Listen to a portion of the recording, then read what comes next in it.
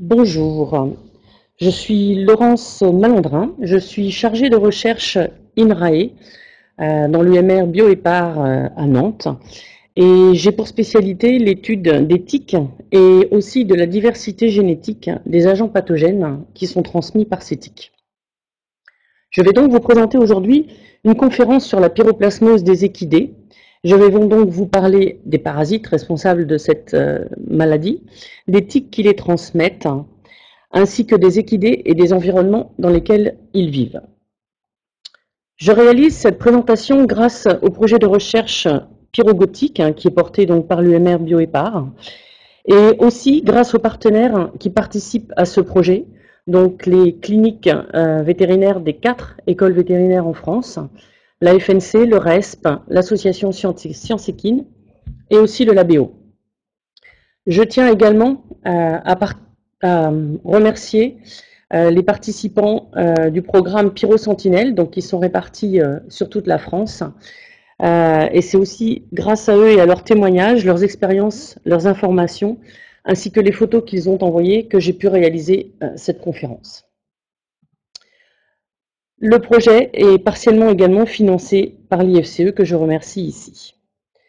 Alors, je ne vais pas suivre l'ordre indiqué sur le titre, je vais d'abord vous parler des tiques et de l'environnement, et ensuite je parlerai des parasites et des équidés. Donc la pyroplasmose, c'est une maladie vectorielle, transmise par les tiques. Il n'y a donc pas de contamination directe de cette maladie d'un cheval à l'autre directement. Donc ces maladies font intervenir 3 acteurs, les équidés bien sûr, mais aussi les tiques qui se fixent sur les équidés et qui sont ou non transmettrices des parasites de la pyroplasmose équine. Du fait de son caractère vectoriel, l'environnement, par sa végétation, mais aussi par son climat, est un facteur extrêmement important dans cette maladie, car il va influencer la présence, l'abondance, mais aussi les espèces de tiques qui sont trouvées.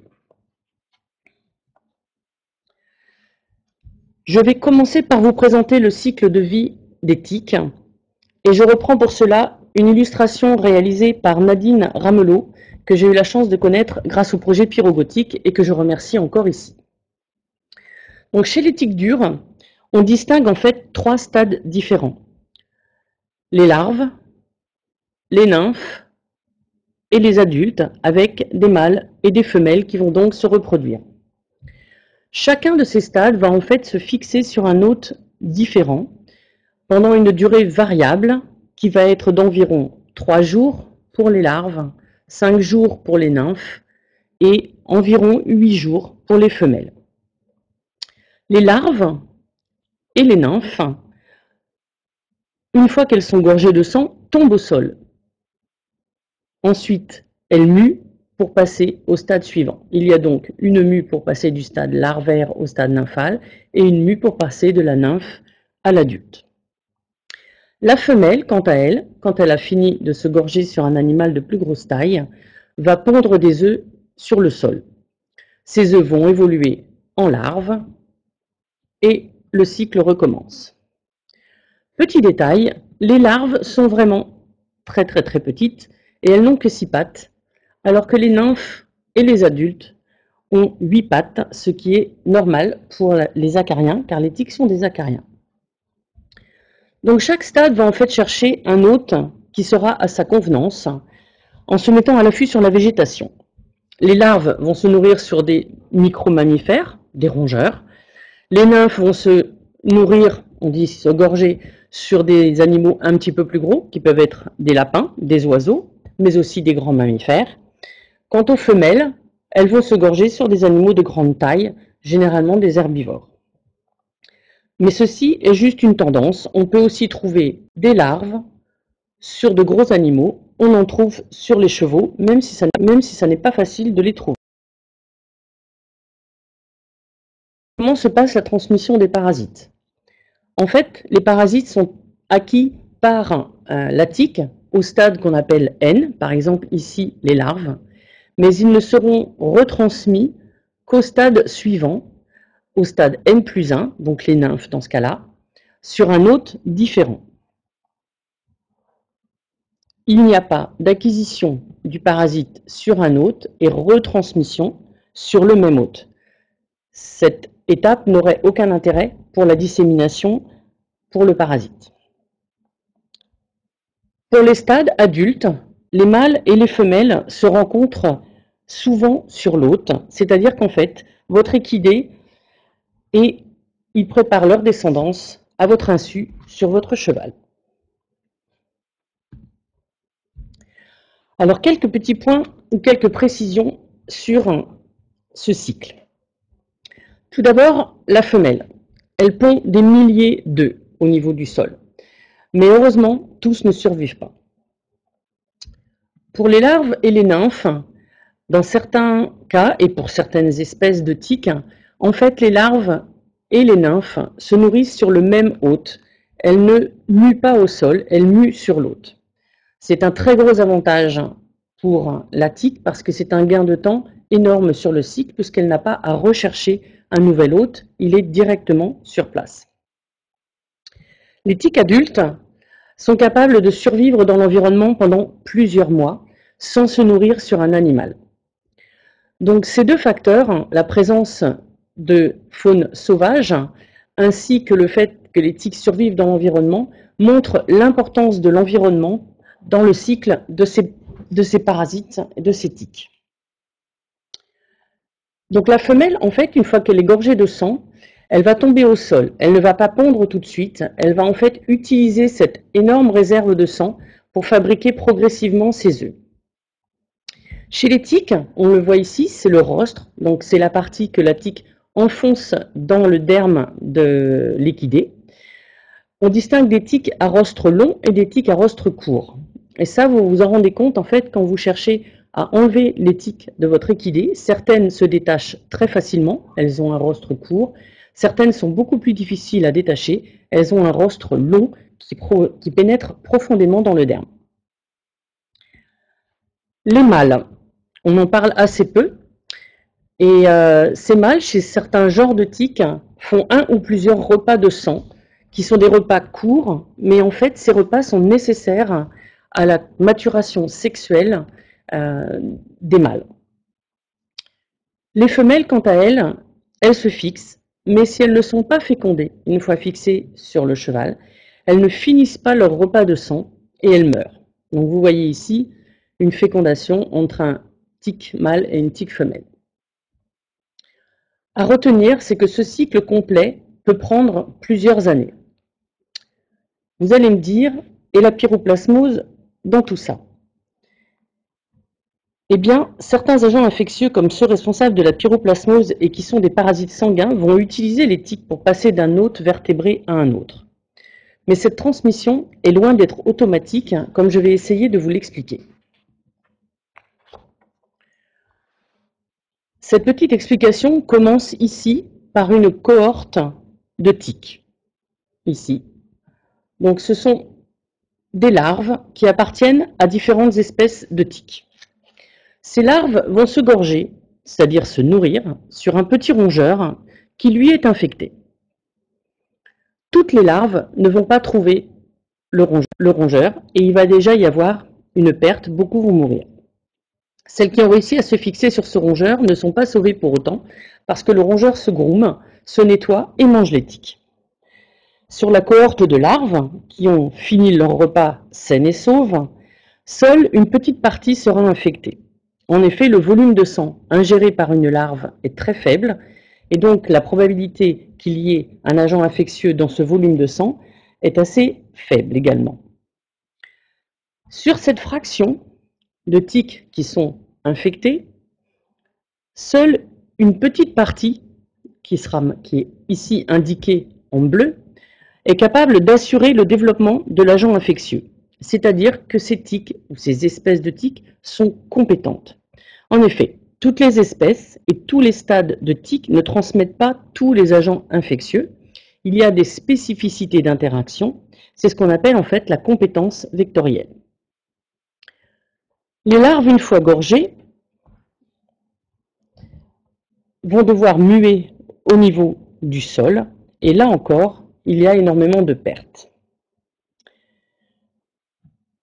Ici, nous avons la population de nymphes issues de l'évolution des larves après la mue.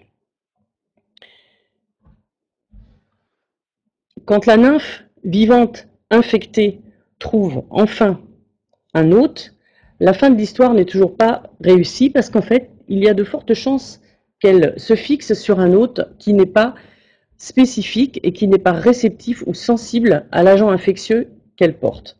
C'est ce qu'on appelle la spécificité d'hôte. Mais si dans le cas où une tique réussit à se fixer sur un hôte sensible, à ce moment-là, une tique va injecter des milliers de parasites à un seul animal en une seule fois. J'espère que je ne vous ai pas perdu en route dans toutes ces explications. En fait, ce qu'il faut retenir, c'est que la transmission vectorielle, c'est un processus très complexe qui met en jeu l'agent infectieux, l'espèce de tique, plusieurs hôtes et un environnement qui va être plus ou moins favorable à la survie des tiques. Mais revenons maintenant à des points qui sont beaucoup plus pratiques et qui concernent de près vos équidés. En France, on dénombre 7 espèces de tiques qui appartiennent à 5 genres différents que l'on retrouve sur les équidés. Ces espèces de tiques vont se localiser à différents endroits sur le cheval.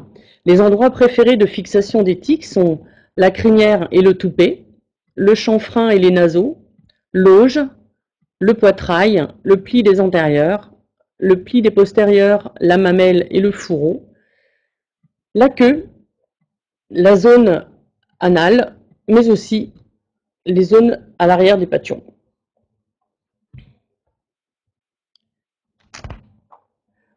Les 3 espèces de tiques que vous retrouverez le plus fréquemment sur vos équidés sont Dermacentor, Ixodes et Yaloma marginatum. On peut également ponctuellement trouver Rhipicephalus et Hemaphysalis. Les 2 genres de tiques qui sont prouvés pour être compétents dans la transmission des agents de la pyroplasmose équine sont Dermacentor et Yaloma marginatum. Vous pouvez voir sur cette photo, ici, les dégâts que peut causer Dermacentor quand il se gorge au niveau de l'auge d'un équidé. Seuls les adultes et les mâles de Dermacentor sont présents sur les équidés. Vous voyez ici, en tout petit, un adulte de Dermacentor qui se situe au niveau de la queue d'un cheval. Sur les naseaux, ici, naseaux et haut du chanfrein, vous voyez une attaque sérieuse de nymphes d'Ixodes ricinus. Ces nymphes vont ensuite tomber au sol une fois gorgées, évoluer en adultes, et les adultes, vous allez les retrouver principalement dans le pli des postérieurs, ici, où vous voyez chaque petit spot, ici, correspond à une femelle adulte fixée. Vous pouvez également en trouver dans les fanons au niveau des plis du pâturon.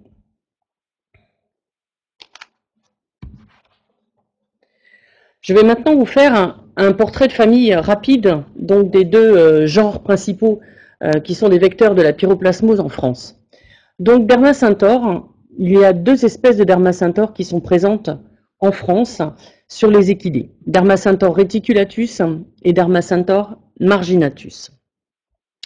Les 2 espèces, ici vous avez la répartition des espèces en France, sont présentes sur une grande partie du territoire français. Mais ces cartes, en fait, ne reflètent pas l'abondance locale de ces tiques sur les équidés, qui est très très variable d'une région géographique à une autre. Vous avez ici des photos de Dermacentor. Donc vous avez ici les mâles, qui sont entièrement marbrés de noir et de gris. Et vous avez, avec une cuticule qui est très dure, et vous avez ici les femelles, où en fait la zone marbrée est limitée à la partie antérieure avec un petit écusson marbré. La partie ici postérieure est plutôt marron, et c'est elle qui va gonfler au fur et à mesure du gorgement de la tique. Le mâle, comme je le disais tout à l'heure, prend des repas de sang courts, et en fait il va se promener assez longtemps sur votre cheval à la recherche de madame. La femelle de Dermacentor, une fois gorgée, pour vous donner un petit peu une idée de la taille, a la taille de l'ongle de l'index. La deuxième espèce qui est vectrice de la pyroplasmose en France sur les équidés, c'est Yaloma marginatum. Cette espèce, en fait, est une tique invasive qui s'installe de plus en plus dans le sud de la France. Son aire de répartition actuelle dépasse largement celle indiquée sur cette carte et elle est largement présente maintenant sur tout le pourtour méditerranéen. C'est une grosse tique, on la reconnaît à ses pattes rayées caractéristiques. Contrairement aux tiques dont nous avons l'habitude en France, elle ne chasse pas, elle ne reste pas à l'affût pour trouver son hôte, elle le chasse, c'est-à-dire qu'elle le repère à distance et elle se déplace pour aller s'y fixer. Cette tique a la particularité de se loger dans les parties assez intimes de votre équidé, dans le fourreau, autour de l'anus ou de la vulve ou autour des mamelles. La femelle gorgée est assez énorme puisqu'elle atteint la taille de l'ongle du pouce, c'est-à-dire jusqu'à environ 2 cm de long, ce qui est assez monstrueux. Les tiques sur les équidés, vous le savez tous, si vous avez eu l'expérience d'en avoir sur vos chevaux, ça n'est pas toute l'année, et certains le savent, ça n'est pas partout en France. Vous avez ici des collectes qui ont été réalisées dans le cadre du programme Pyrosentinelle, et chaque tube correspond à la collecte des tiques sur un équidé pendant une semaine. Et donc vous voyez très très bien la diminution du nombre de tiques au fur et à mesure des semaines qui passent sur un équidé.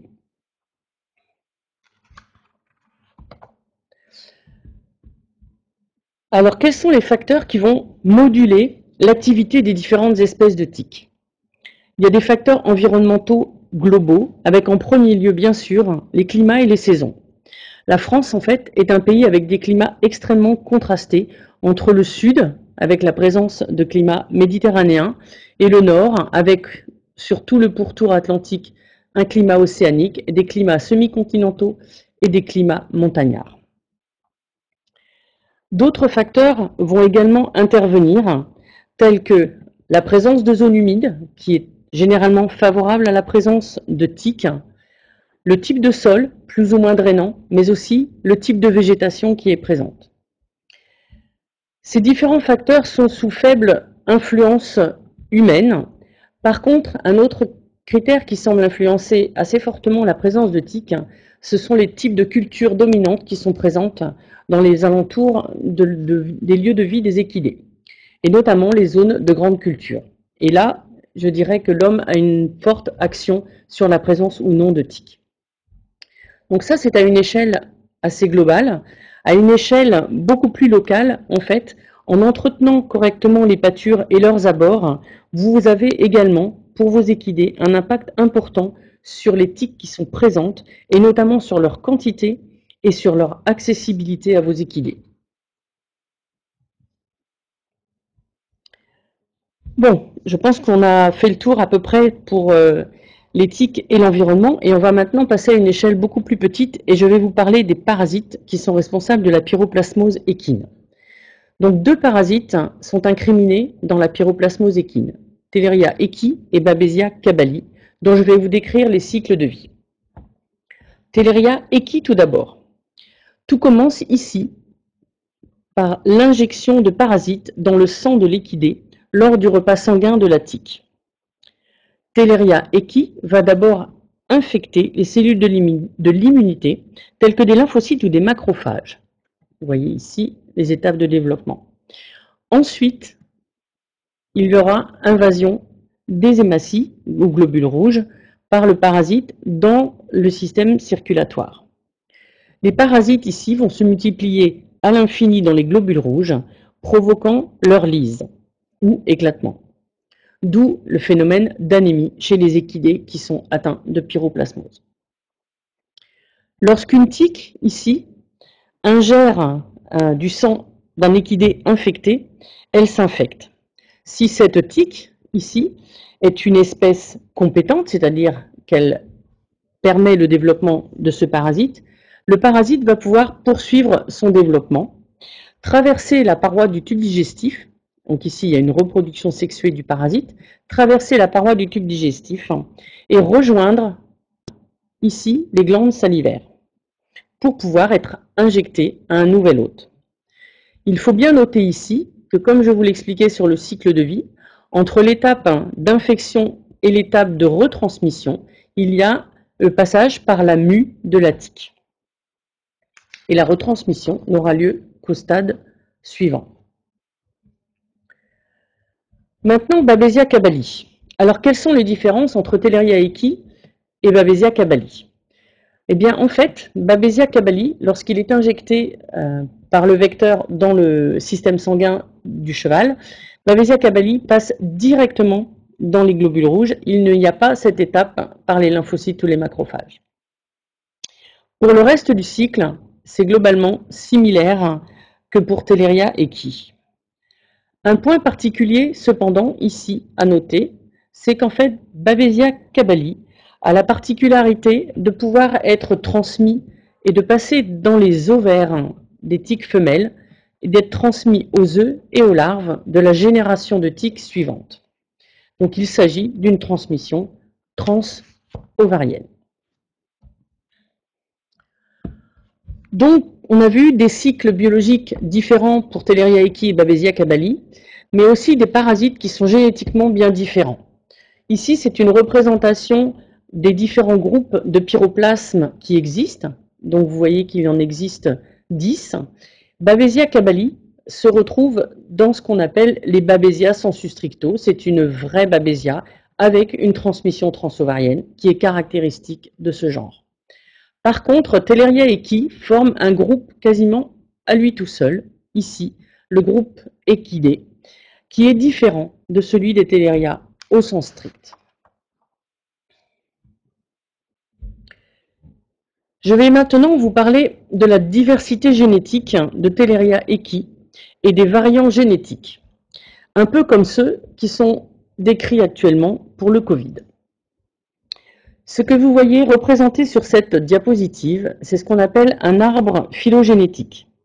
En fait, il est réalisé à l'aide d'outils informatiques en comparant 2 à 2 les séquences d'ADN d'un gène donné. Ici, c'est le gène codant pour l'ARN ribosomal 18S. Ces comparaisons 2 à 2 permettent de regrouper, comme vous le voyez ici, des souches de parasites qui se ressemblent et de aussi retracer leur histoire évolutive et de retrouver leurs ancêtres communs.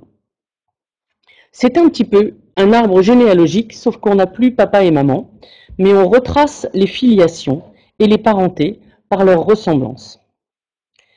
Donc, ici, vous voyez représenter un certain nombre de séquences du gène de l'ARN ribosomal 18S pour des souches provenant de chevaux de différents pays du monde, Afrique du Sud, Brésil, Soudan. Et ce qu'on s'aperçoit, c'est qu'en fait, les souches de Theileria equi se répartissent dans 5 groupes génétiques différents que l'on appelle génotypes, qui s'appellent les groupes A, B, C, D et E. En fait, taxonomiquement et phylogénétiquement, chacun de ces groupes est suffisamment différent des autres pour pouvoir être considéré comme une espèce différente.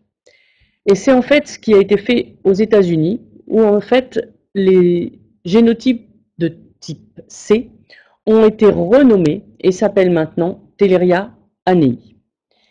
C'est un petit peu compliqué, surtout que ça correspond en fait effectivement à ce qu'on appelait avant un Theileria equi. Alors qu'est-ce qu'il faut retenir de ça? C'est que c'est compliqué, mais qu'en fait Theileria equi n'est pas un agent infectieux homogène, mais qu'il est composé de parasites qui sont vraiment très différents entre eux. Comme pour les variants du Covid, on s'intéresse toujours à regarder la localisation de ces variants dans le monde. Cette carte représente donc les pays qui sont endémiques ou pour la pyroplasmose équine à Theileria equi. Et donc vous voyez en bleu soutenu, ce sont les pays où Theileria equi est considéré comme endémique, c'est-à-dire que la prévalence, donc le pourcentage de chevaux infectés, est supérieur à 30%. Les camemberts ici représentent la proportion et les types de variants génétiques qui sont présents dans ces différents pays. Donc vous voyez sur cette carte que les génotypes A sont présents dans le monde entier sur les différents continents, que ce soit le continent américain, continent africain, mais aussi en Eurasie. Par contre, ce qu'il apparaît, c'est que les souches de génotype E semblent beaucoup plus restreintes et semblent n'être localisées que sur le continent eurasien. Certains pays, effectivement, sont indemnes de Theileria equi. Il s'agit de l'Australie, Nouvelle-Zélande, Canada, et ils sont représentés ici en blanc. D'autres pays, là, que vous pouvez voir sur le continent africain, sont représentés en blanc. Ça n'est pas parce qu'ils sont indemnes de pyroplasmose à Theileria equi, mais c'est que probablement il n'y a pas eu d'études faites dans ces pays-là pour le mettre en évidence. Les parasites ont un petit peu de mal à respecter les frontières. Qu'est-ce que ça donne en France? Vous avez ici un zoom sur la France et vous voyez qu'en France, une étude a été réalisée et qu'elle indique que la France présente uniquement des variants de type A. Mais cette étude, en fait, elle porte sur des chevaux qui sont présents en Corse et dans le sud de la France. En fait, les travaux en cours dans le cadre de Pyrogotique, ainsi que ceux réalisés par Agnès Leblond à l'école vétérinaire de Lyon et le Labéo, indiquent plutôt une nette prédominance des variants génétiques de type E en France. Vous retrouvez ici un autre arbre phylogénétique qui représente à nouveau les différentes clades ou groupes ou génotypes qui sont présents à l'intérieur de Theileria equi. Toutes les souches de ces différents génotypes infectent les équidés, que ce soit les chevaux, les zèbres, les ânes, les mulets. Mais ce qui apparaît, c'est qu'en fait, la spécificité pour les équidés n'est pas aussi forte qu'on le pensait pour Theileria equi. En effet, Theileria equi a pu être isolé du chameau et du cob à croissant en Afrique. Il a pu être isolé du tapir au Brésil et il est isolé fréquemment du chien dans plusieurs pays du monde, dont la France. La spécificité d'hôte de Theileria equi ne semble pas être donc aussi stricte que ce qu'on pensait envers les équidés.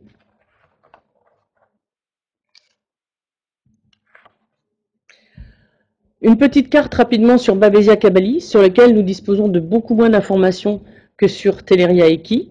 Donc vous avez de la même façon en orange plus soutenu les zones qui sont endémiques pour Babesia cabali.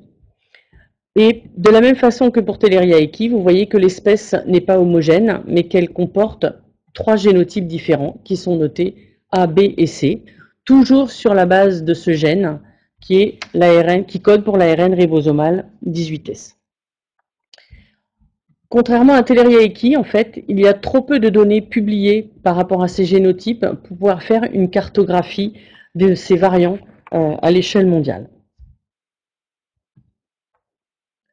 Nous allons maintenant revenir à des choses plus concrètes qui concernent la pyroplasmose en France et les équidés qui sont atteints.